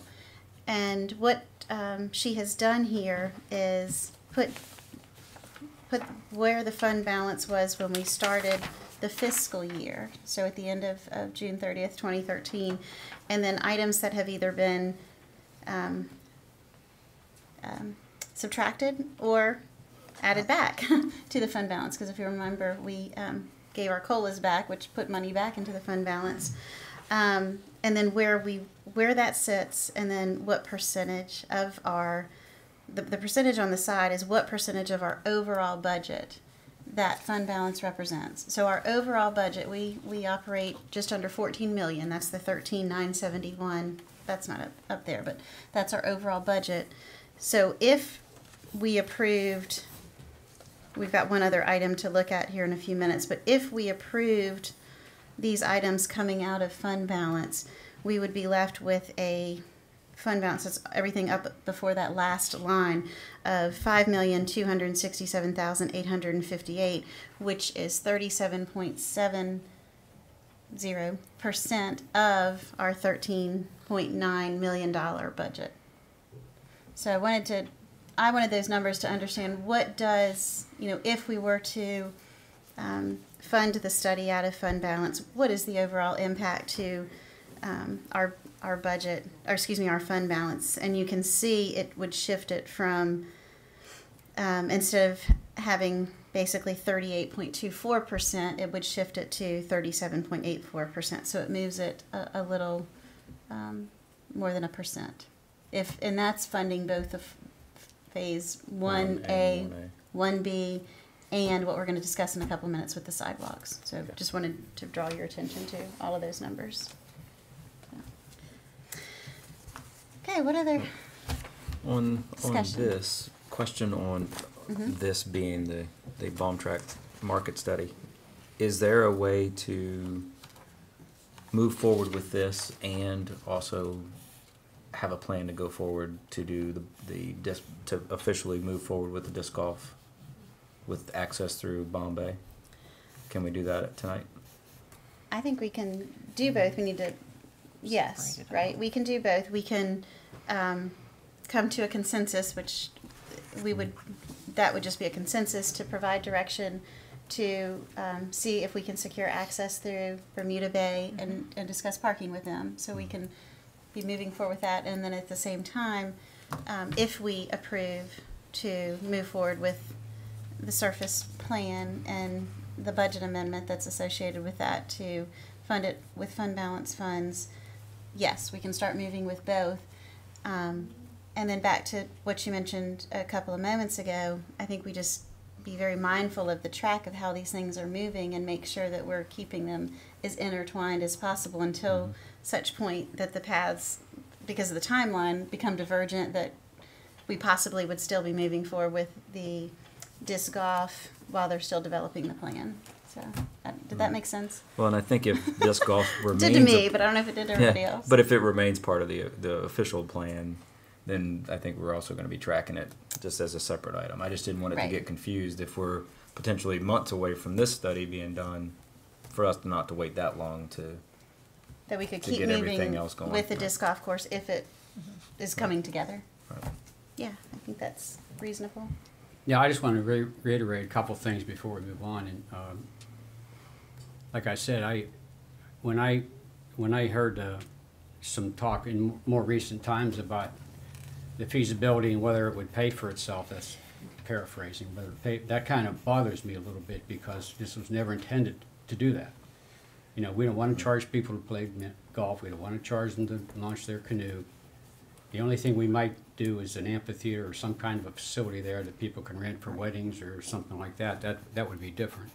That's number one. I don't think it should be looked at as something that will pay for itself. And to reiterate what the mayor said, there's many things that have been discussed, and I know in the time that we've lived here, my wife and I, 27 years, things that were talked about that maybe somebody wanted to do. And there were some things that were done that they voted on to do but didn't have the money at the time, or all of the money at the time, but they took a step. Right. And that's what I think this is an example of that, yeah, it might take 10 years to get it done. But we can look back and say, well, we started it, and there's other projects that are in the vision that we have, I think we have for the town, that we may be facing this kind of a decision. Again, obviously we will. And I think I'm just in favor of doing something rather than nothing. I agree with that, and I like your first statement because I never heard it being discussed as a revenue generating item either, but I was confused and didn't want it to get thrown out if it didn't have a return on investment. So. Well, and maybe instead of return on investment, maybe cost benefit is a better way to check, because it's if I may just briefly, is that okay, the dog park is not gonna make money and probably the frisbee golf, but how Thank much is you. it gonna cost per year for the town to have that facility? You know, somebody's gotta cut the grass, somebody's gotta make sure the trash is picked up and take the porta john in and out, whatever it is. That's the other side of it. You know, if it doesn't make money, how much does it cost? So Right. you know going into, when you build these facilities, what your long-term maintenance and what your long-term operational costs are. So that, it's not surely how much money it's gonna make, it's the O&M too. Right. Didn't I see in the plan something about concessions? Well, I think that's what, Exactly. and that's probably where, what's going to be really valuable with this plan is they're going to bring all of these ideas back to us of, okay, here's what you've said, here's the other uses that you could consider. Some of those may have revenue potential, some of them may not, but that's where we're looking at the broader, kind of the cost benefit of, is the cost that we're going to, not just the initial cost, but the ongoing operational cost, is that cost worth the benefit that we would get from, you know, citizens that love living here, that want to stay living in Kildable Hills, more tourists that want to come in and choose Kildable Hills because they could walk to that site and do wonderful things there. You know, that's where it's probably not really the ROI, unless you're looking at the ROI from long-term happy people in KDH and lots of tourists here. That's more of, and they're going to really provide a lot of information on that. And one other thing, you know, if you look under potential evaluation criteria, that may have been on page, that's 3, I think. That's probably the information that will come back to us, where we can then work on prioritizing what really makes sense for this site and what doesn't, based on some of these evaluation criteria on, you know, how's it going to be used, who's the intended audience, and maybe by that looking at, you know, if this is something that potentially would really attract whatever feature we put on there, if we chose to, that would attract tourists. Well, maybe we can partner with the tourism board to help support some of that. So I think that's where it's just going to be really great to have this information, because who knows then where it will lead with helping us really come together with, okay, what do we do with this now? How do we look at funding sources and then long-term sustainability of it?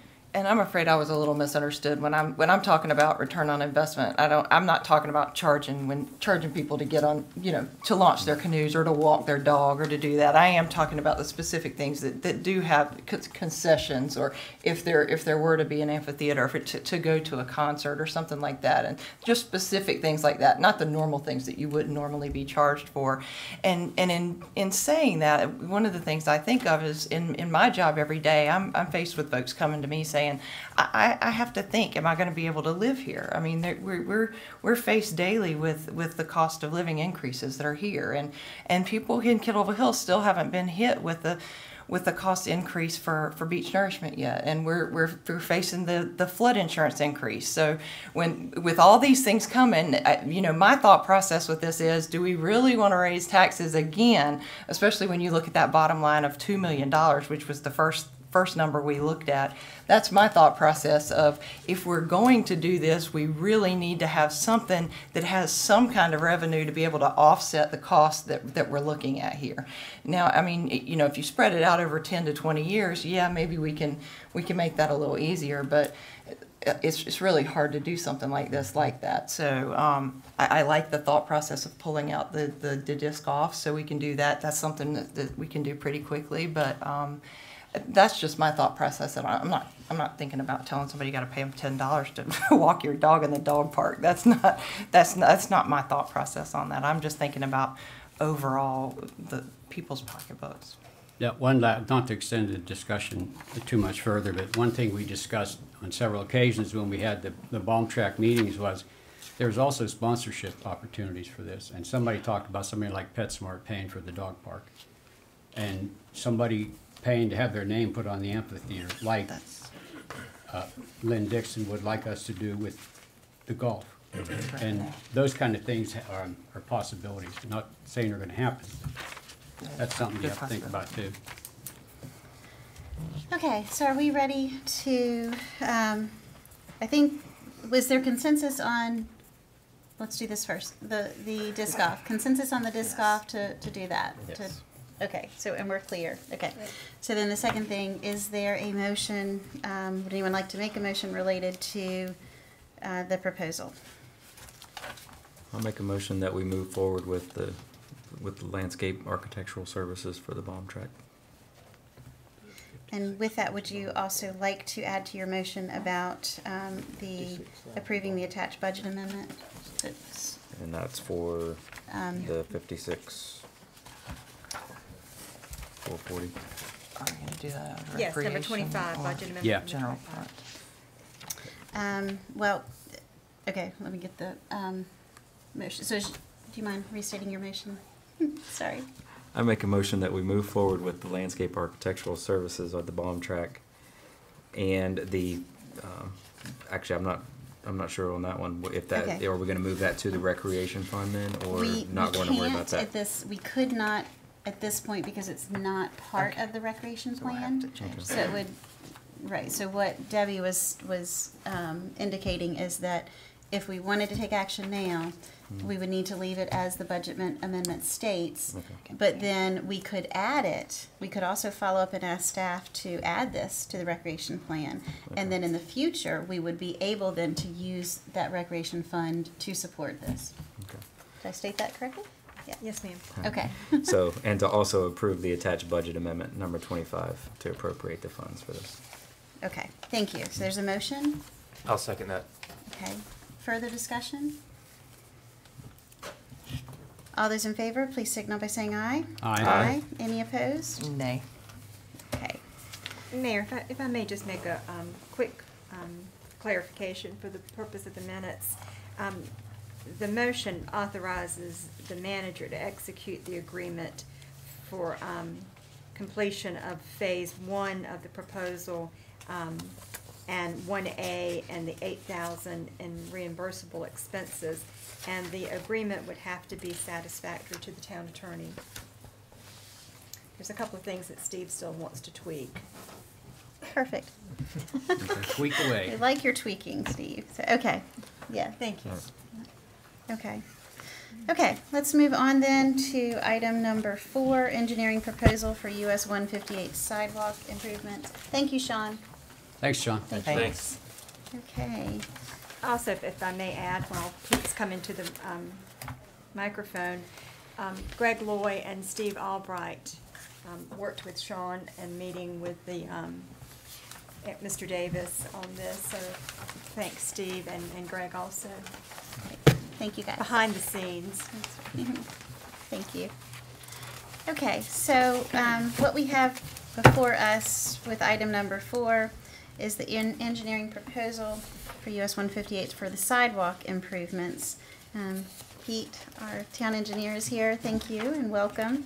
And along with this item is budget amendment number 26, which would also be using general fund balance to fund this project. So, Steve, do you want to just give us an overview? Sorry, Pete, of the project? Other Steve. The other Steve that works behind the scenes. No problem. Yeah, Pete, sorry, go ahead. This is a very interesting project, Madam Mayor and Commissioners and staff.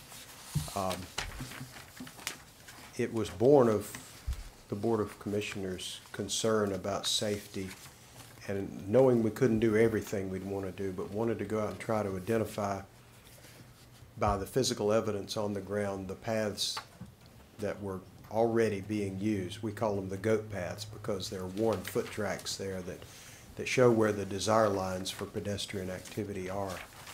And we've sort of moved from a study phase to finding out what it would take to do the design in order to be able to write the proposal. And to do that, we kind of almost had to do an example set of what the plans might look like so we could ask NCDOT, would something like this be sufficient? And this is an inexpensive approach. There's no topographic surveying involved with this. We're using the color orthophotos as our background information and just basically showing the extent of the sidewalks from point A to point B in about 25 different locations, totaling up to about 4,200 lineal feet of 5-foot wide sidewalk and related, like in a few places, the curb ramps. We've got to add some curb ramps or even modify the curb itself in a couple of places, little things like that.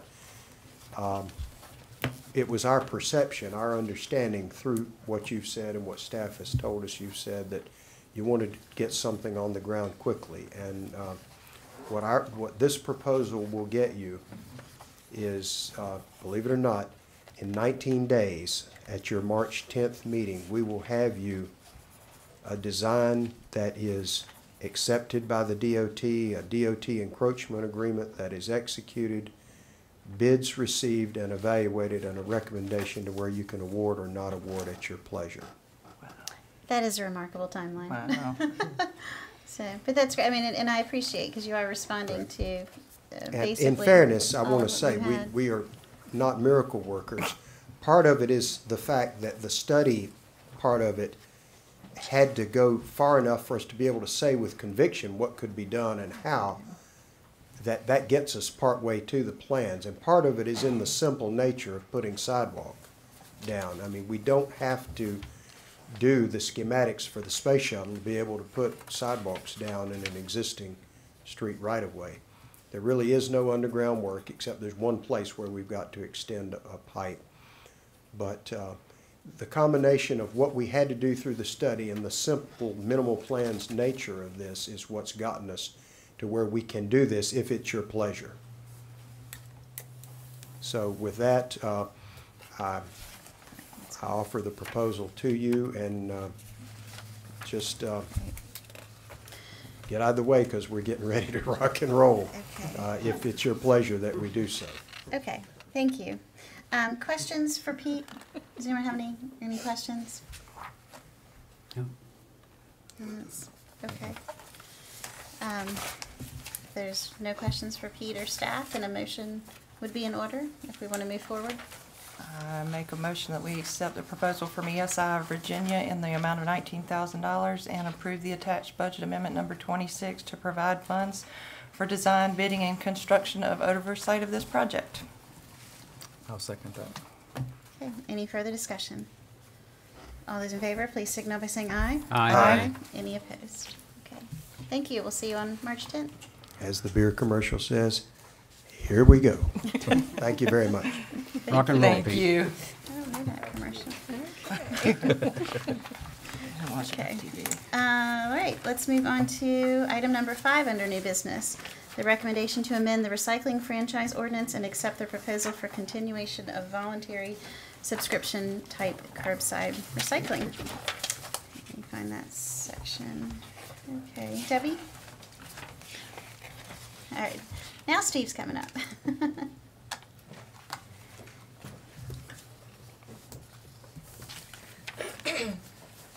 Good evening. Good evening. I think the town attorney did an excellent job given the history and the background of that and the response to public comment, so I won't go over that.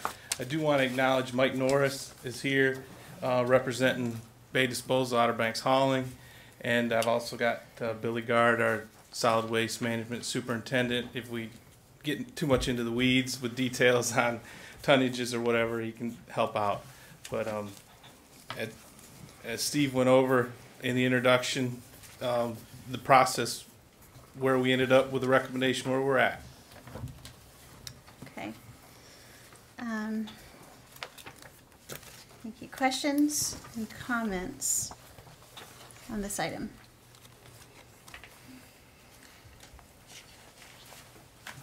Was Chip talking about mandatory recycling earlier? He was. What came up in a presentation before, and that some students had, I guess, done some preliminary research, was that if the town went to a townwide, the town was paying for the recycling. So when you say it's mandatory, basically everybody would get a can, one of the recycling cans. The alternate proposal that was in the packet from Bay Disposal would be a significant reduction. Instead of the $7 and something, it would be maybe $4 and something per can, but the town would basically pay that as a flat monthly rate. And what the students were proposing a couple of years ago, what their math indicated was that what the town would spend on the monthly payment for those cans and the dumping, the contract with a vendor, and they didn't name a specific vendor, but they said with a vendor, what that cost would be recovered and what we would be saving on tipping fees from our other From the solid trash. waste disposal, correct. I don't know that we have done any follow-up, but have we done calculations? Yes, actually, Mayor helped me, and we did receive a copy of that proposal. Okay. And unfortunately, there was a small error where the students calculated the savings based on an annual basis, but the cost for the program for only 1 month. Oh. That makes a difference. Oh. I could see where it would look good then. Okay. And so we just looked at their proposal, but we haven't done a cost analysis yet. Well, Or Billy and I have have we? looked at some numbers and rough figures to do townwide. It looks like it'd be at least an additional $200,000. And that's after you back out the tipping fee savings. And the problem with it is our seasonal population. You've got so many households that are empty for a large period of the year that We're you still still have to paying pay for that that. monthly service.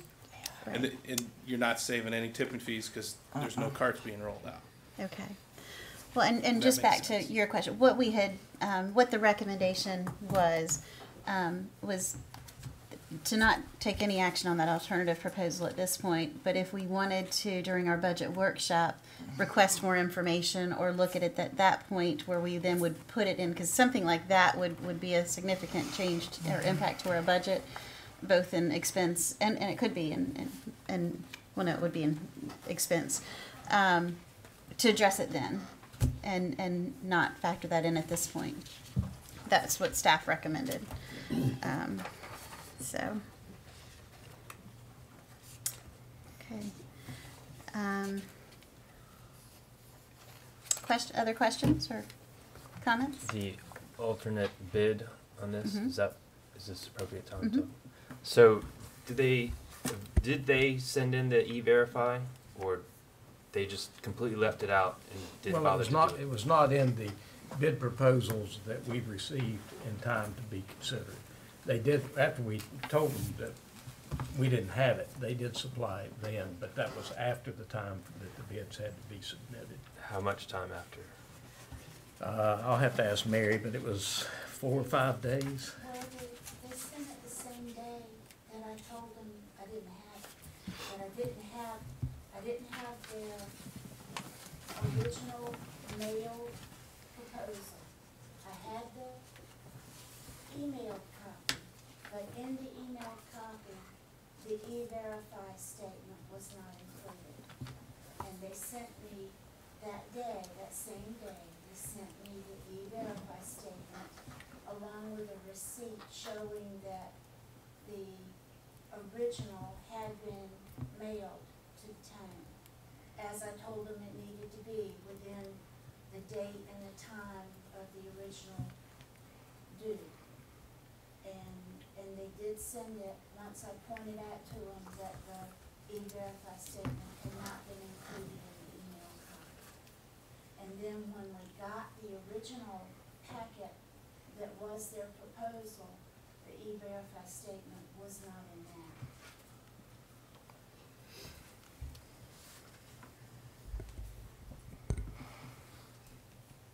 Any other questions? Okay. If you look on the second page, staff's recommending, well, there's three recommendations, and one of those, let's see. So they're recommending accepting the proposal from Bay Disposal, to approve the recycling franchise agreement and approve Chapter 117 with recycling franchises as amended.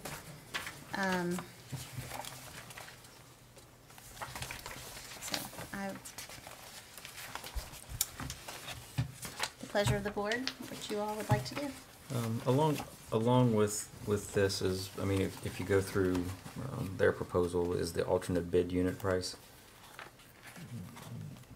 Do we have enough information that we can at least talk about that? I'm sorry. If we try to do this on a town-wide basis? That was the, that's the area that we discussed, that the what we would propose to the board is that you separate that out from the franchise, and that would be a discussion at the budget. Okay.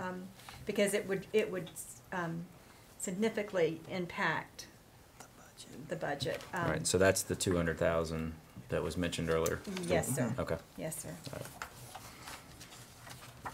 Okay.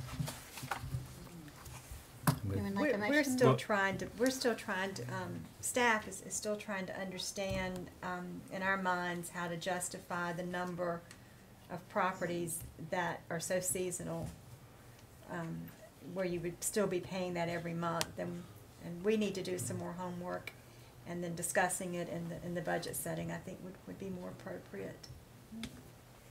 Right. And, obviously the vendor's here, so he heard the concerns, and who knows if there's any other information that he may be able to, or that company can provide, so. Do those half a year. Okay. Okay, would anyone like to make a motion or take action?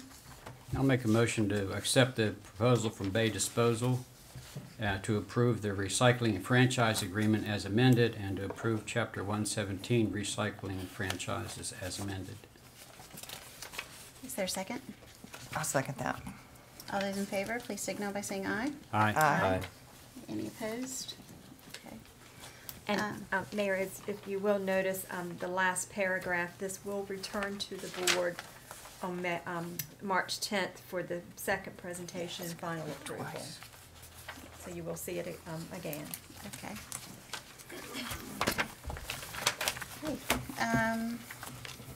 All right. Next, we will move on to Commissioner's agenda. Commissioner Midget?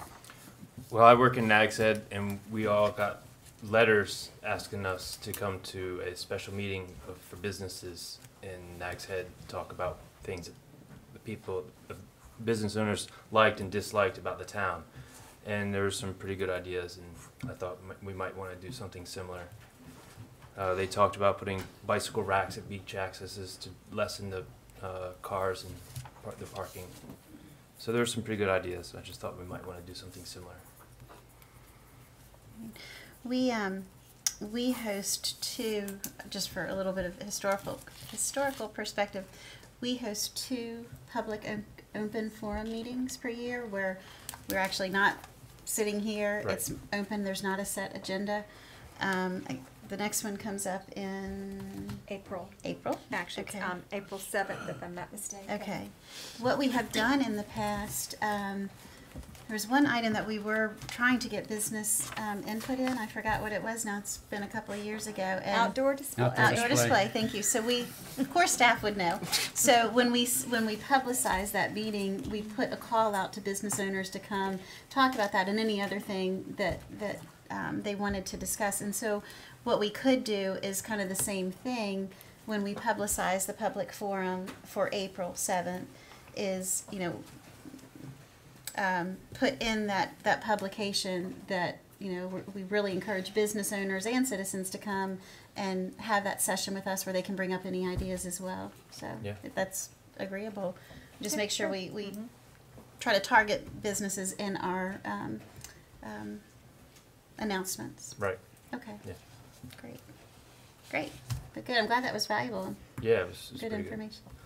Also, when we went to the School of Government, the Nags Head guys over there mentioned something about the condition of 8th Street, and they want to find out who is ultimately responsible, or maybe do a joint repair.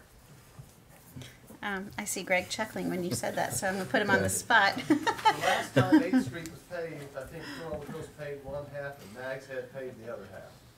Yeah. I think maybe today, we've since then done beach access together and some other projects, so we probably could even get together and talk about that and figure out how to do it together these days. But I do remember at one point it was kind of odd. Well, maybe just one of us pave it, and then the other person gives up the money. Right. Yeah.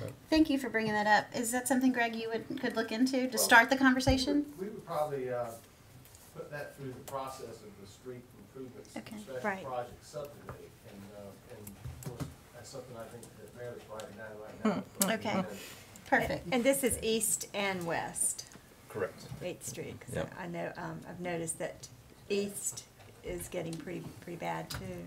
Yep. Of course, west has a tremendous amount of traffic with Harris Okay. Teeter. Concrete trucks as well. Concrete Yeah. Oh, trucks, yeah. right. Oh, yeah. Great, okay. Yeah. Great suggestion on where to take that, and thank you for bringing that up, Commissioner Midget. Anything else? That's all. Okay, thank you.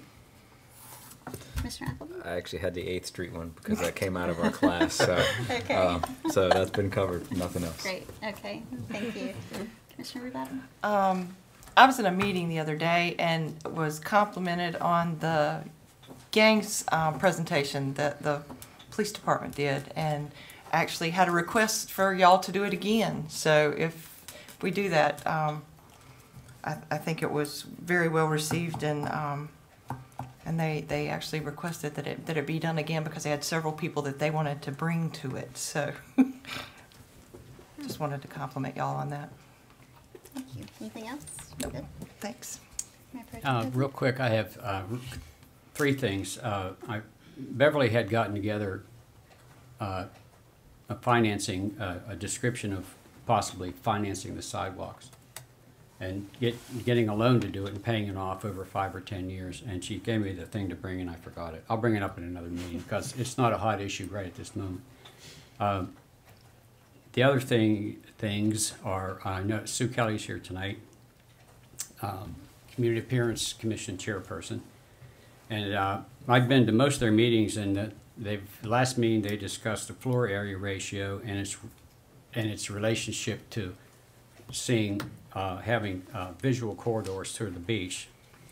And the other thing they discussed was flags, businesses having flags, and the problem being that they pretty quickly go downhill and they're tattered and faded, and there's a consensus that with some, not a majority consensus necessarily, although it may be, that we should do something about the flags, regulate them in some way. And the reason I mention those 2 things, the floor area ratio and the flags, is because I anticipate they'll probably be coming to us at some point. So just, think about it. That's all I have. Thank you. Okay. We'll move on then to the mayor's agenda. I have 2 items this evening. One is to promote Trash Attack. If you remember, we decided last year to bring Trash Attack back. And there's a Trash Attack subcommittee that's been meeting. They've been kind of working under the direction. This was another initiative that came out of the Community Appearance Commission. Trash Attack is scheduled for May 10th. That's a Saturday. The rain date is May 17th. It's Mother's Day weekend is May 10th, so great activity to do with your moms. Bring them out. I plan on doing it with my boys. It's going to be from 9 to 12:30, and we're going to be looking for team captains to help with different zones. So if anyone would like to take a zone, actually I think we had 10 spots available, and we only need like maybe 4 or 5, no, probably 4 more captains. So 4, yeah, that was great. So anyway, let us know if you would like to be a team captain. It's not just for board members. Anyone listening to this or watching this, let us know if you would like to be a team captain, or certainly just to participate. It's going to be a lot of fun. We're going to have a kickoff at 9 o'clock at Aviation Park. And if you get there early and sign up, you get a really cool town t-shirt for picking up trash. And then we're going to have a post party with some door prizes and awards at 12:30 back at Aviation Park. We are partnering with the Surf Rider to host this year's Trash Attack. And if you don't have enough partying at 12:30, you can go to another party that day at 5, where you're also still celebrating collecting trash. And that's going to be at the Outer Banks Brewing Station. So this is exciting. One other thing that's happening is part of the committee members, and hats off to Chris Merrick with Ocean Atlantic Rentals, who's been working really diligently with town staff and with the Dare County Arts Council. We are running a poster contest in grades K through 12 in all the schools in Dare County, and The flyers went home with all the students the beginning of this week, I think. That students can turn in posters here at Town Hall between March 1st and 15th. The winner is going to basically have their artwork displayed on all of the marketing posters that we're going to be putting out at Town Hall. We'll have one on our website. We also will be recognizing the student here at a meeting and giving them a framed copy of the poster design that was chosen. So it's a great way to get students involved in this and also, hopefully come up with a really creative, catchy poster.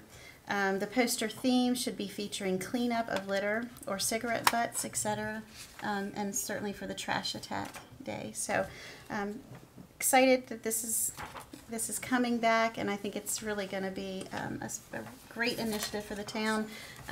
Kudos to our solid waste management folks our town employees that have been working, and buildings and grounds. They did a phenomenal job identifying the streets and sections of our town that need cleanup the most. Anyway, if you wanted to see the work they put into this, you could come to one of the Trash Attack Committee meetings. The next meeting is Monday, March 3rd at 3:30 here. But they basically took the map of all the streets in the town and color-coded which ones really have trash issues. And most of those are the ones where there's not a residential property or commercial property that's been developed right there, because there's no one to take care of that area. And anyway, so we're using that, parceling out and establishing the zones, and that's where we have the zone captains.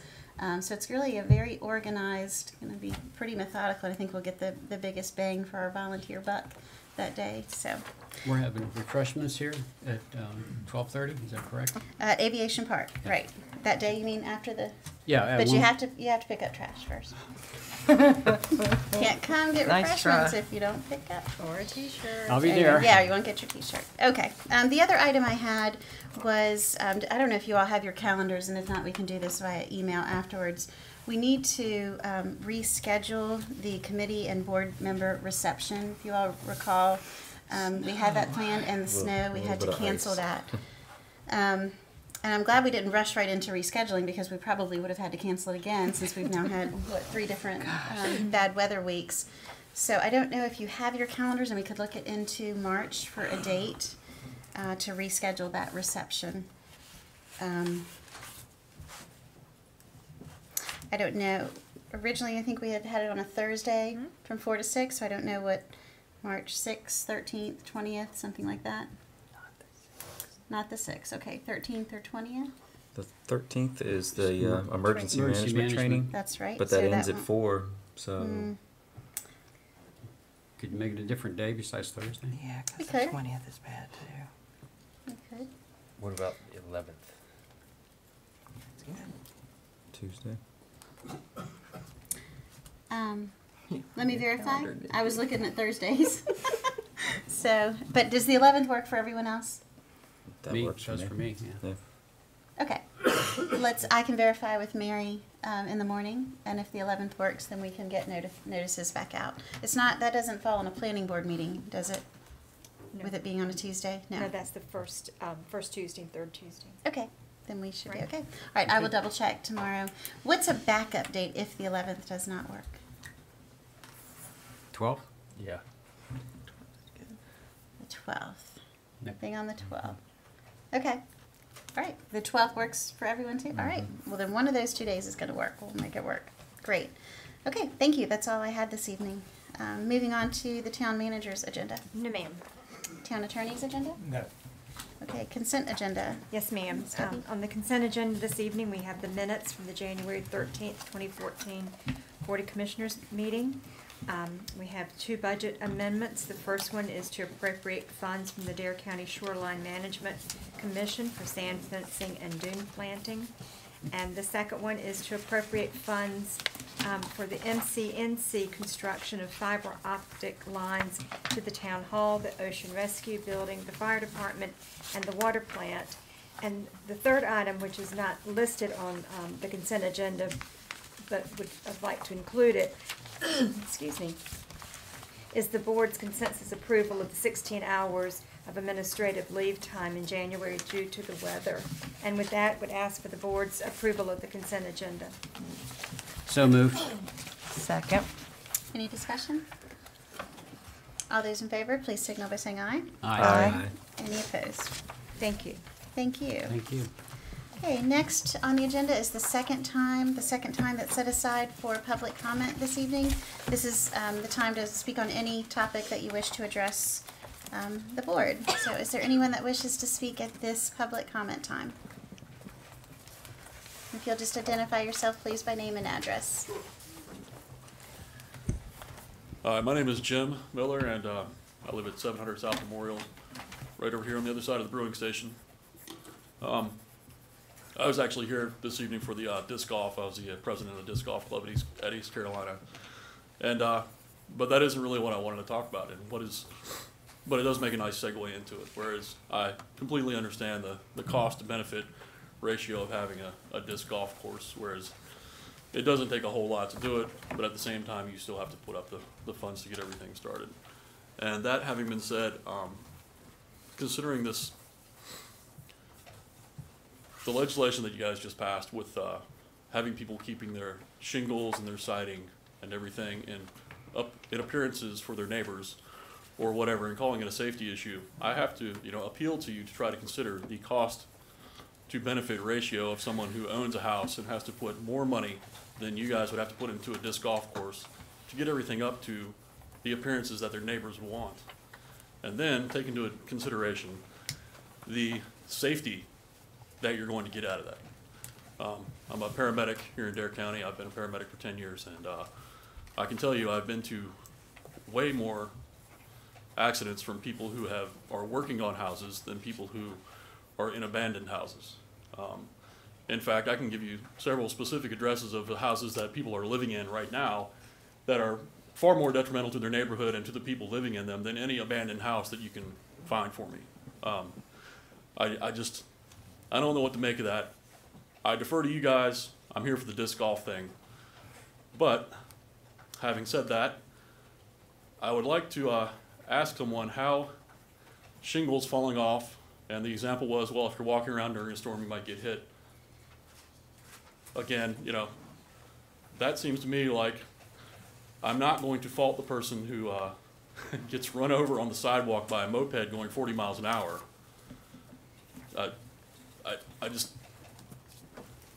Does anyone else see that by saying that it's okay to drive a moped on the sidewalk, 150-pound moped that goes 30 miles an hour, but a house is considered dangerous? I mean, I don't remember the last time a house came out into the sidewalk and ran somebody over. Anybody? I mean, I don't know how this sort of thing works, but I can tell you for a fact that I'm not going to go on any calls because of a shingle has killed somebody, but I will go to a sidewalk where someone's been run over by a golf cart or a moped or something like that. And, as for the people who complain that they don't like how it looks, I'd just like to remind them that we live in the United States. It neither picks my pocket nor breaks my leg for someone's siding to be sagging off. And the fact of the matter is, the siding on my house will still be sagging off because I'm a paramedic and I don't get paid a lot. But fortunately, I have parents who are dying off and that sort of thing, so I can make everything up to standards of, people who like that sort of thing. And that's about it. So, thank you for your time. I haven't seen my kids today, so I'm going to head on and I'll just catch the response on TV, I guess. Okay. Yeah, we will respond afterwards, but thank you. Thank you. Okay, is there anyone else that would like to speak? Yes.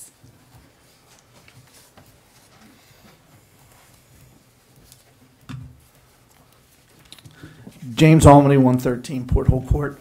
I kind of would like to echo Commissioner Rubottom's concern about the money spent for the study or the plan for the bomb track.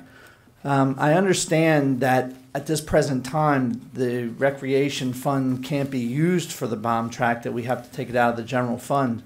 But that after this vote, that it will then be placed into the recreation fund. So in the future, and who knows how long that'll be, if we go forward with this with any type of improvement, that we can then use that money.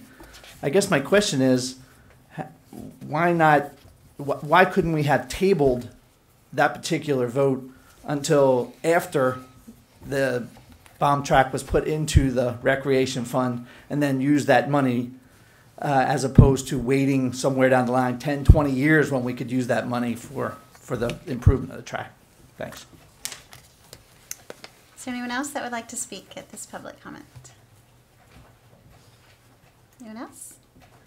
Okay, seeing no hands, we'll close public comment and move to response to public comment. The first thing with Jim Miller's comments, it may have been for a lack of clarification, but it's not a matter of shingles. If a shingle's loose on a house, or even a siding's loose on a house, that's not going to fall into the ordinance that we just adopted. This is for significant, declared, to be able to declare a nuisance as something that's going to be deemed to be a public safety issue, the risk to public health or safety. So a loose shingle, I bet you could go in my house right now and find a loose shingle, or a loose siding. That's not what we're talking about. This is to give staff basically an ordinance to then be able to enforce. We have a few properties where they are abandoned. There are windows that are busted out, and we've had reports of their concern, that people are taking up dwelling in there, living in there. Who knows what? We've also got some cat issues that could create certainly a public health issue. We're going after a serious nature. I can assure, and if Jim was here, I would assure him, and I can assure any citizens that are here or listening to this, that our town staff are not going to be driving around looking for, shingles falling off or siding or roofing that's come. This is a significant issue. It would have to be a significant issue to be deemed a public health or safety hazard. So if he was here, hopefully I would be able to reassure him on that there's a serious intent behind this. The other thing I wanted to add is he said something about he would go on more calls because of mopeds on the sidewalk. I think there was a misunderstanding there. We added mopeds to be able to not be on the sidewalk. So it is illegal to drive a moped on the sidewalk. That's a serious pet peeve of mine. Walking a child and a dog on the sidewalk, that is very dangerous. And that's the reason that was added, was because mopeds apparently, I learned something tonight, they're not considered motor vehicles, and which is, I guess, why there's so many on there, because the sign says you cannot ride a motor vehicle. That's why they're legally riding them there. So now they'll be illegal because the ordinance states that it's a motor vehicle. It's mopeds and motor vehicles. So I think that was just a misunderstanding there. So yeah, good point. Thank you for bringing that up. Any other comments on that? Okay, and then. Chip's concerned about, or asking the funding, why could it not be tabled? It could have been tabled. It just wasn't the action the board took, but it could have. There was nothing to stop that.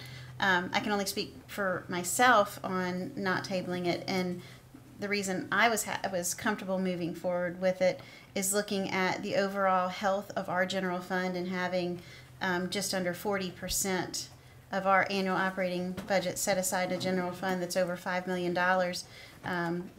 Taking out or allocating the $50,000 roughly for that, I was comfortable with that, but I can only speak on that one on behalf of my thought. And if I may add to that, there may be some other recreational issues that the board want to address outside of just the bomb track, where you would utilize the recreation funds. Yeah. So you wouldn't necessarily not spend it for 10 or 20 years. Right, and sure. But I think if I understood the more the concern is, why didn't we wait to then be able to access those funds possibly in a meeting or two, if we would have directed the staff right away. No, I understand that. I was just stating that there could be something other than the bomb track that you wanted to consider doing, maybe something else that aviation park or something with the frog pond. That's already in the existing. Yes, ma'am. Recreation plan. Yes, ma'am. Okay. Anyone else have any comments to James Omni? Okay. Okay. All right. Anything else for tonight? Okay, with that, I thank everybody for being here and for watching the meeting and participating. And we could call for a motion to adjourn. So moved. Motion to adjourn. Okay, and second? I guess. I'll second that. Okay, all those in favor, please signal by saying aye. Aye. Any opposed? Thank you.